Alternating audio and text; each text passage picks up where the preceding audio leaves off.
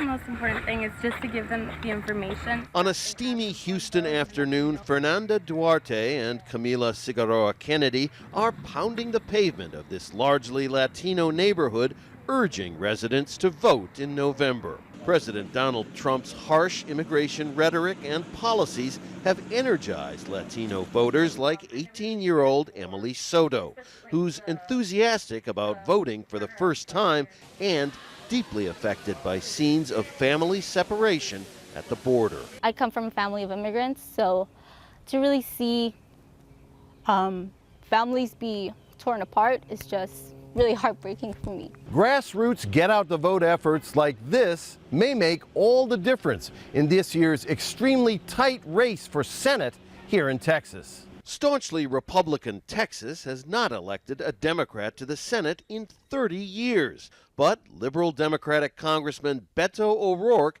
is now running fewer than 4 percentage points behind incumbent Republican Senator Ted Cruz. We need to bring people out of the shadows, allow them to get right by law, and yes, there should be an earned path to citizenship. My views on immigration are simple, and I've summed them up many times in just 4 words.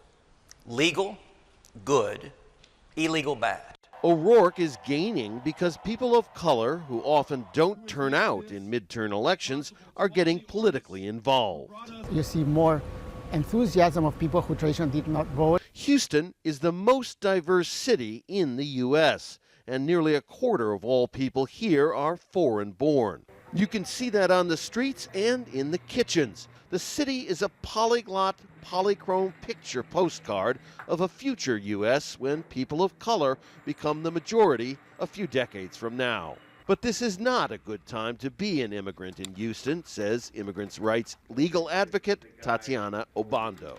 Permanent residents who come and say, what am I doing wrong? Will I be deported? Sometimes it's nothing. They're doing nothing out of the ordinary, but they're afraid. That fear could lead to change if volunteers like these can convince Latinos and other people of color to head to the polls as fast as this machine can crank out tortillas. Texas may elect a Democratic senator in November and possibly change the balance of power in Washington, too. Rob Reynolds, Al Jazeera, Houston.